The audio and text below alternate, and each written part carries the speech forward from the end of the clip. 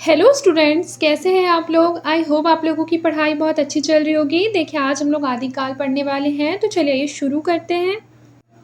देखिए लिखा है कि हिंदी साहित्य के इतिहास का जो प्रथम चरण है उसे हम आदिकाल के नाम से जानते हैं। आचार्य रामचंद्र शुक्ल ने इसे क्या कहा है, वीर गाथा काल कहा है। ये चीज़ हम लोगों ने पिछले क्लास में पढ़ी है कि जो आचार्य रामचंद्र शुक्ल थे उन्होंने आदिकाल को वीर गाथा काल नाम दिया है। और आदिकाल किसने नाम दिया है, हजारी प्रसाद द्विवेदी ने। किसने दिया है आदिकाल, हजारी प्रसाद द्विवेदी ने। याद रखिएगा इस चीज़ को, ठीक है। फिर उसके बाद देखिए लिखा है कि इसका जो समय है वो 993 से 318 ईस्वी तक माना गया है। वे इस काल में वीर गाथाओं की रचना प्रवृत्ति को प्रधान मानकर चले थे। कौन, आचार्य रामचंद्र शुक्ल। इसी वजह से इसका जो नामकरण है आदिकाल का, उन्होंने वीर गाथा काल कर दिया। याद रखिएगा कि जो आदिकाल है उस काल में अधिकांश साहित्य जो है वो रासो काव्य के रूप में मिलता है। रासो काव्य यानी रासो काव्य बेसिकली वीर रस प्रधान काव्य है। कौन सी काव्य है, वीर रस प्रधान काव्य। हम लोग इसके बारे में अभी आगे पढ़ने वाले हैं। देखिए यहाँ लिखा है आदिकाल की विशेषताएं एवं साहित्यिक प्रवृत्तियां।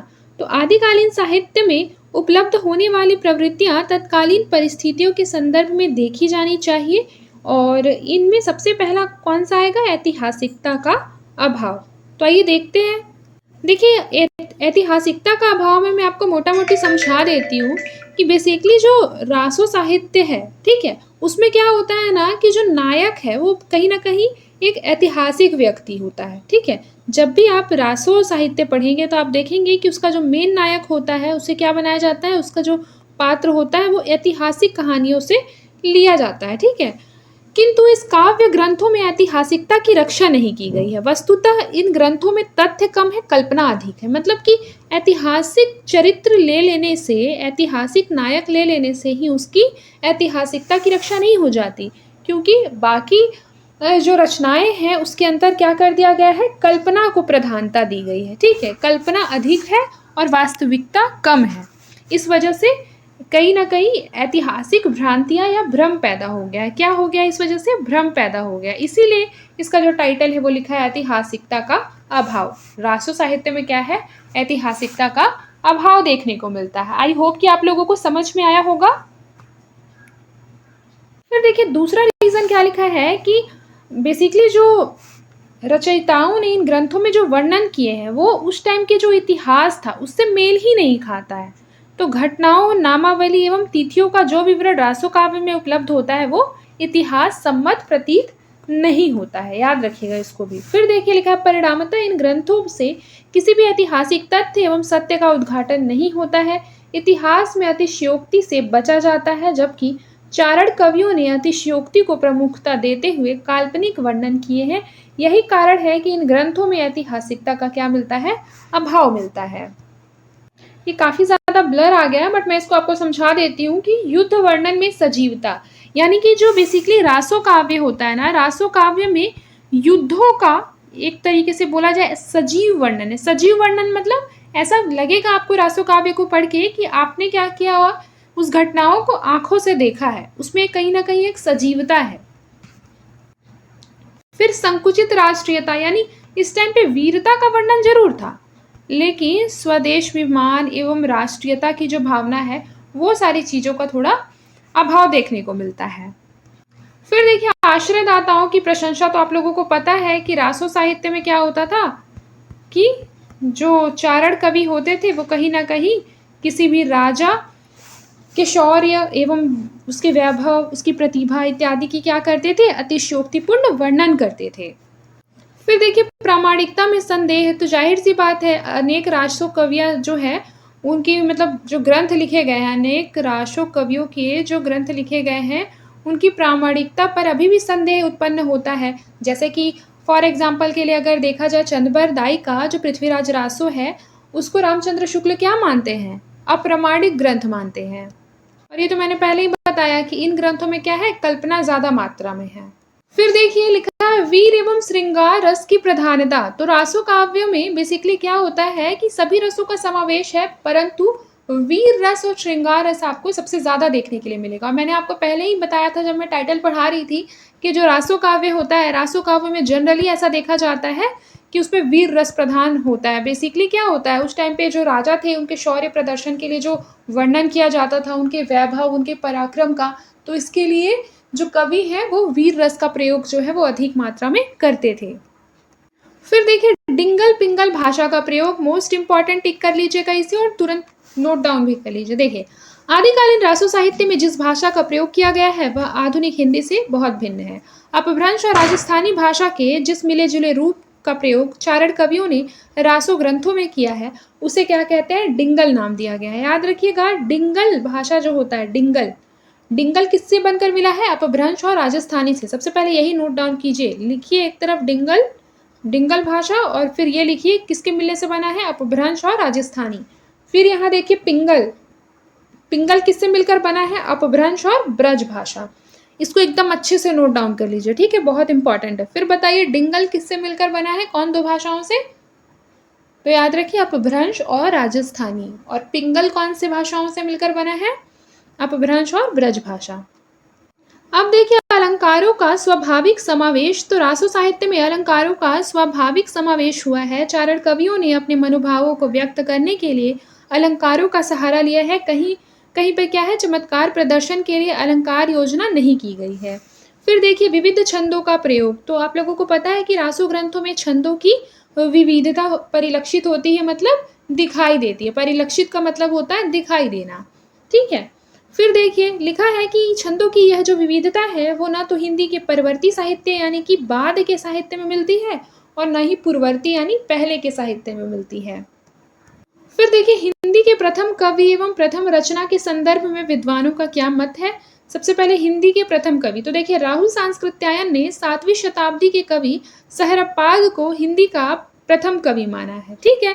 सरपाद जो है वो 84 सिद्धों में से एक थे। कितने सिद्ध थे, 84 सिद्ध, उनमें से सरपाद जो है वो एक थे और राहुल सांस्कृत्यायन के अनुसार सरपाद ही पहले कवि थे। फिर उसके बाद देखिए डॉक्टर शिव सिंह सेंगर ने पुष्य या पुंड नामक व्यक्ति को हिंदी का प्रथम कवि माना है, लेकिन उनकी कोई रचना वर्तमान में उपलब्ध नहीं है और यह सर्वस्वीकृत मत भी नहीं है। फिर उसके बाद देखिए डॉक्टर गणपति चंद्र गुप्त जो थे उन्होंने बेसिकली हिंदी साहित्य का वैज्ञानिक इतिहास लिखा है, मैंने ये पिछले क्लास में पढ़ाया था। और भरतेश्वर बाहुबली के रचयिता शालिभद्र शूरी को ये हिंदी का प्रथम कवि मानते हैं, जो कि तर्कसंगत प्रतीत नहीं होता है। ये छोटे छोटे पॉइंट में आप लोग लिख लेंगे।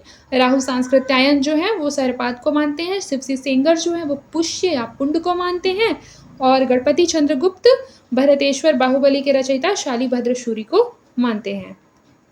लेकिन याद रखिएगा कि सरपाद की भाषा हिंदी के निकट होने के कारण ही सरपाद को हिंदी का प्रथम कवि माना जाता है। इंपॉर्टेंट है, ठीक है, सरपाद को ही माना जाता है। ये उनका एक दोहा है और एक शालिभद्र शूरी का दोहा है। एक बार देख लेंगे क्योंकि आजकल ऐसा क्वेश्चन पेपर में आता है कि एक दोहा दे देगा और कह देता है कि उपर्युक्त दोहा निम्न में से कौन से कवि का है, ठीक है। अब देखिए हिंदी की प्रथम रचना, तो हिंदी का प्रथम कवि सरहपाद को माना गया है, परंतु उसकी कोई भी रचना उपलब्ध नहीं है। सरहपाद की जो भी रचनाएं उपलब्ध है वे सभी मुक्तक हैं, अतः प्रथम रचना के नाम पर किसी भी एक पुस्तक को प्रस्तुत नहीं किया जा सकता है, याद रखिएगा, ठीक है। इसीलिए प्रथम रचना क्या है, उपलब्ध नहीं है। फिर उसके बाद देखिए यदि एक ग्रंथ के रूप में हिंदी की रचना का निर्धारण करना हो तो सरहपाद के पश्चात जैन आचार्य देवसेन कृत श्रावकाचार्य का नाम लिया जा सकता है। श्रावकाचार्य के रचयिता कौन है, देवसेन। देवसेन ने इस ग्रंथ में 250 दोहों में श्रावक धर्म का वर्णन किया है। इस ग्रंथ की रचना 933 ईस्वी में हुई है। इसकी रचना दोहा छंद में हुई है, याद रखिएगा। फिर देखिए आदिकालीन साहित्य, तो आदिकालीन साहित्य को भी एक बार पढ़ लेते हैं। देखिए लिखा आदिकालीन साहित्य के अंतर्गत सिद्ध साहित्य, जैन साहित्य, नाथ साहित्य, रासो साहित्य आदि की रचना हुई है। इसका संक्षिप्त परिचय जो है वो निम्नलिखित है। देखिए सबसे पहले हो जाएगा सिद्ध साहित्य, तो बौद्ध धर्म की 2 शाखाओं हीनयान व महायान में महायान को वज्रयान कहा जाता है। महायान को क्या कहा जाता है, वज्रयान कहा जाता है, नोट डाउन कर लेंगे, ठीक है। और वज्रयानियों को ही सिद्ध कहा गया है। और वज्रयानियों की जो भाषा है, मतलब वज्रयानियों ने जो साहित्य लिखे हैं वही जाकर आगे क्या कहलाया, सिद्ध साहित्य कहलाया। तो सिद्धों ने बौद्ध धर्म के वज्रयान तत्व का प्रचार करने के लिए जो साहित्य जन भाषा में लिखा था वह हिंदी के सिद्ध साहित्य की सीमा में आता है या सिद्ध साहित्य कहलाता है। यही चीज मैंने आप लोगों को समझाया है। देखिए, सिद्ध साहित्य जो होता है, मैंने वो आप लोगों को अच्छे से समझाने की पूरी कोशिश की है कि बेसिकली जो सिद्ध होते हैं, सिद्ध कौन कहलाते हैं। देखिए, बौद्ध धर्म के हम लोगों को पता है, बौद्ध धर्म में 2 शाखाएं थी, ठीक है। याद करने की कोशिश कीजिए। बौद्ध धर्म में 2 शाखाएं थी, पहला था हीनयान और दूसरा था महायान। तो महायान जो शाखा है उसे हम क्या कहते हैं, वज्रयान। तो वज्रयानियों को ही क्या कहा जाता है, सिद्ध कहा जाता है। यानी कि वज्रयानियों ने जो अपने बौद्ध धर्म के प्रचार प्रसार के लिए जिस भाषा या साहित्य का यूज किया था, वह क्या था, सिद्ध साहित्य के अंतर्गत आता है, ठीक है। सिद्धों ने संधा भाषा का यूज किया था। संधा भाषा का क्या अर्थ होता है, अंतर साधनात्मक अनुभूतियों का संकेत करने वाली प्रतीक भाषा, ठीक है। फिर देखिए, राहुल सांस्कृत्यायन ने 84 सिद्धों के नामों का उल्लेख किया है। कितने, 84 सिद्धों के। ये सिद्ध अपने नाम के पीछे पा जोड़ते थे, जैसे कि पा जो है एक आदरार्थक शब्द है, यानी कि आदर सूचक शब्द है। जैसे देखिए, सरहपा, यहाँ पे पा है, लुईपा, कन्हपा, डोम्भिपा, कुकुरिप्पा, शबरपा इत्यादि। फिर देखिए, जो सरहपा है, यह सरहपाद, सरोज, वज्र, राहुल भद्र आदि कई नामों से प्रसिद्ध थे। यानी कि जो सरहपा है, सरहपा का क्या नाम है, दूसरा नाम सरोज, वज्र, राहुल भद्र इत्यादि नामों से क्या थे, ये फेमस थे। ये जाति से क्या थे, ब्राह्मण थे। राहुल सांस्कृत्यायन के अनुसार इसका जो समय है, यह 769 ईस्वी माना गया है। इनके द्वारा रचित जो है वो 32 ग्रंथ हैं, जिसमें दोहा कोश बहुत फेमस है। तो याद रखिएगा, सरहपा का कौन सा ग्रंथ है, दोहा कोश। और याद रखिएगा कि इन्होंने पाखंड, आडंबर इत्यादि का क्या किया था, विरोध किया था। देखिए, यहाँ पे लिखा है कि गुरु की जय गहिला, गुरु बिन ज्ञान न पाइला रे भाईला। ये किसके द्वारा बोला गया है, ये सरहपा का जो है वो दोहा है, ठीक है। ये सरहपा की पंक्ति है। सरहपा ने बोला था कि गुरु के बिना ज्ञान को नहीं पाया जा सकता, यानी ज्ञान प्राप्ति के लिए गुरु का होना अति आवश्यक है। ऐसा किसने बोला था, सरहपा ने बोला था। फिर देखिए, शबरपा। शबरपा का जो जन्म है वो क्षत्रिय कुल में हुआ था, याद रखिएगा। और इनके जो गुरु थे वो सरहपा थे। शबरपा के गुरु कौन थे, सरहपा थे। शबरों की भांति जीवन व्यतीत करने के कारण ही इनका नाम शबरपा कहलाया। चर्यापद इनकी प्रमुख पुस्तक है। तो आ सकता है कि चर्यापद जो है वो किसकी पुस्तक है, तो चर्यापद जो है वो शबरपा की पुस्तक है। किसकी, शबरपा की। फिर देखिए, लुईपा। लुईपा जो थे वो कायस्थ परिवार से संबंध रखते थे और इनके गुरु थे शबरपा। इनकी साधना का अत्यंत प्रभाव था। 84 सिद्धों में इनका सर्वोच्च स्थान है। याद रखिएगा, 84 सिद्धों में क्या है, इनका सर्वोच्च स्थान है। देखिए, यहाँ पर लुईपा का एक उदाहरण दिया हुआ है, ठीक है। तो ये सारे जो एग्जाम्पल है, ये आप लोगों को एकदम अच्छे से याद करना है, ठीक है। क्योंकि ना एग्जाम में क्या होता है कि मान लीजिए यहाँ से यहाँ तक का दे देगा और फिर क्या बोल देगा कि ये किसका पंक्ति है, ठीक है। फिर उसके बाद देखिए, डोम्भिपा। तो डोम्भिपा का जन्म क्षत्रिय वंश में हुआ था और इनके गुरु कौन थे, विरूपा थे। इनके द्वारा रचित ग्रंथों की संख्या 21 बताई जाती है। डोम्बी गीतिका, योगचर्या, अक्षर द्विकोपदेश जो है वो इनकी प्रसिद्ध रचनाएं हैं। याद रखिएगा, ये कभी भी आया है कि डोम्बी गीतिका जो है वो किसकी रचना है, तो डोम्भिपा की। योगचर्या भी डोम्भिपा की। अक्षर द्विकोपदेश जो है ये भी किसकी है, डोम्भिपा की है, ठीक है। फिर कन्हपा। कन्हपा बेसिकली ब्राह्मण वंश में कर्नाटक में पैदा हुए थे। इनके गुरु कौन थे, जालंधरपा। और इनके कई शिष्य थे। इनके ग्रंथों की जो संख्या है वो 74 बताई जाती है। इन्होंने शास्त्रीय रूढ़ियों का खंडन किया था और ये क्या थे, एक दार्शनिक कवि थे। क्या थे, एक दार्शनिक कवि। फिर देखिए, यहाँ पर लिखा है कुक्कुरिपा। इसका जो जन्म है वो कपिलवस्तु में ब्राह्मण परिवार में हुआ था। इनका जन्म काल ठीक ठीक ज्ञात नहीं है। इनके गुरु जो थे वो चरपटिया थे और इनके द्वारा लिखे गए ग्रंथों की जो संख्या है वो 16 बताई गई है, ठीक है। ये मोटा मोटी इसके बारे में, जिनके जो सिद्ध कवि थे बेसिकली, उनके बारे में बता दिया गया है यहाँ पे।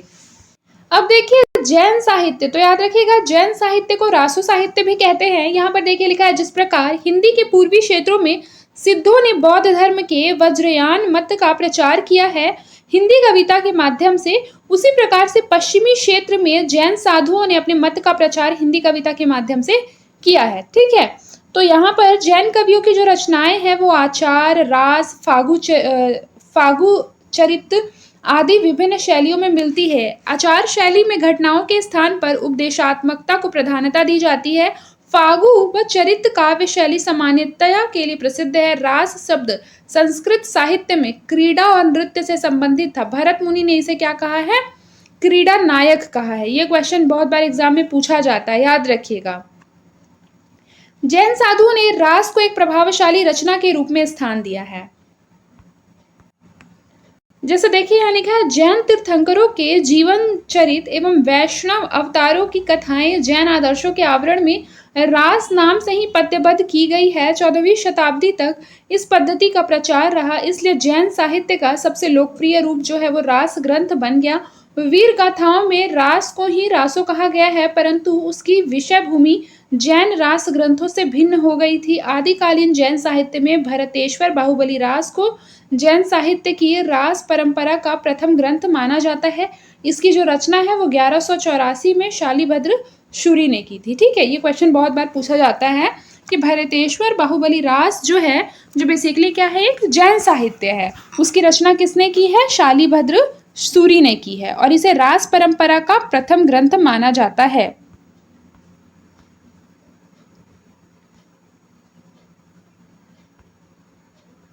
अब देखिए आदिकालीन जैन साहित्यिक रचनाएं, तो जिसमें पहला हम लोग श्रावकाचार नामक काव्य की रचना जो है वो देवसेन ने की थी। इसका जो रचना काल है वो 933 ईस्वी है।